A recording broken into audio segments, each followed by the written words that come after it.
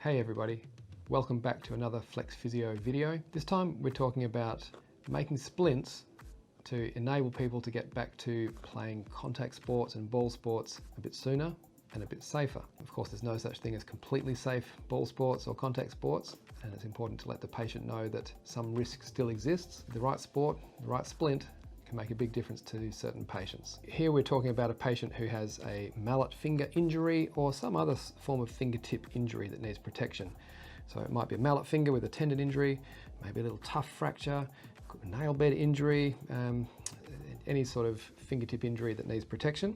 This is the fingertip we're going to be trying to protect, and we are going to use a very simple clamshell style mallet splint. I'm just choosing a width of plastic that's a bit wider than the finger. By the time it flips over the top, I'll be able to pinch it together down both edges. That's what I'm after. So I need enough length to go all the way over, but not too much, or it becomes a bit unwieldy. There's our plastic. It goes in the warm water. I'm going to take that out. Quick pat pat. Dry off the water, and I'm going to start just distal to the PIP joint crease on the palm side. Flip it over onto the dorsal side, and then a bit of a gentle stretch sideways and pinch right up against the lateral edges of the finger all the way down until you meet near the tip. Nice and snug. That stretch and pinch technique gives you a nice snug fit all the way through. You can then position the fingertip.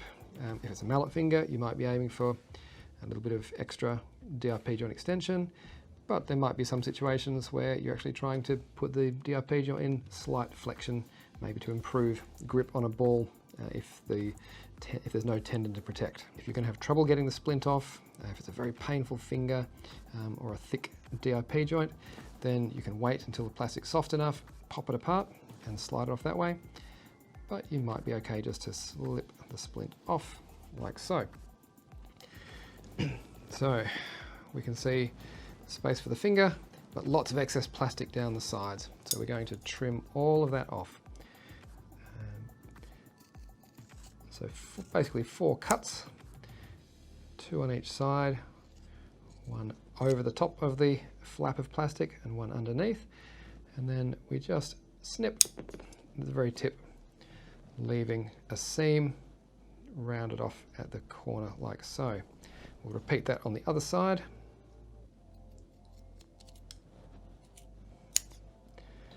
Now these sports splints, we're not going to do anything fancy. No rolled back edges, no hook and loop or Velcro straps. These are designed to be as low profile as possible to make sure that there is the smallest possible chance of any risk to all the other players on the field. Now let's just try that for size. So, fingertip snugly in. So on the palm side there, we can see that we're just short of the PIP crease. On the dorsal aspect, it's maybe a little bit longer. So I wouldn't mind trimming maybe 1 millimeter or 2 off both of those, but we're getting pretty close there. I'm quite happy with that. Make sure that you trim these corners back far enough so you don't have a pointy corner sticking out to the side there. So taper it right in towards the fingertip, following the curve of the finger. If need be, you can come back in and just do a little tiny snip with the very tip of your shears to smooth that off as needed. I'll take these ends back a little tiny bit as well.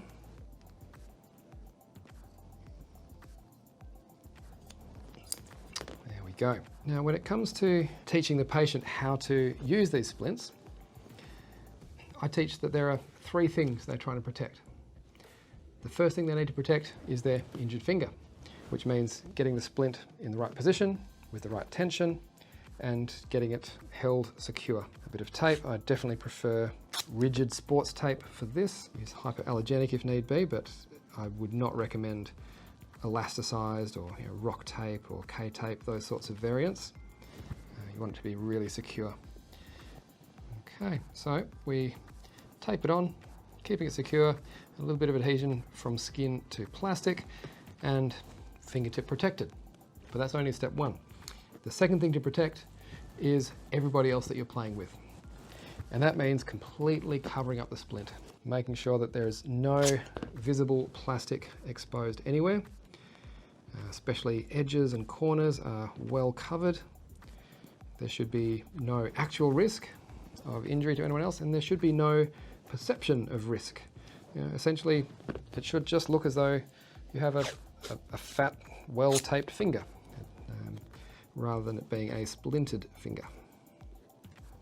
So keep adding more tape as needed until it is safe and secure for everybody.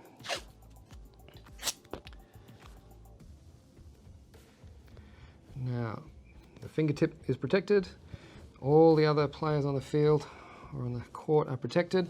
The third thing we need to protect is the joint just proximal to where the splint ends. Because if our athlete here was unlucky enough to get back on the basketball court with their fancy splint on and get hit on that fingertip by the ball within the first quarter, then chances are the splintered joint, or the splintered fracture or the injury is going to be absolutely fine. It's well supported. But the next joint below is more vulnerable than usual because the splint creates a longer lever arm, more leverage, and more risk of a hyperextension injury, maybe a volar plate injury, maybe even a fracture. So we want to protect the joint here, and we do that by buddy taping or neighbor taping the two fingers. So I'm going to tape around the tip. This is the most important one because it makes it less likely immediately that that index finger is going to be hanging out to the side, getting hit by the ball or getting caught in another player's jersey. But we also want to provide additional support proximal to the PIP joints. Like so. And there we have a fingertip injury with really good solid protection from the thermoplastic underneath, securely taped on so it's not going to come off even if it does get caught against someone's jersey. Everyone else protected, PIP joint protected, and hopefully a happy patient who gets back onto back into their sport much sooner and much safer than they thought was ever going to be happening after their injury. Enjoy playing around with making splints for sport. These are very easy to do for DIP joints and PIP joints.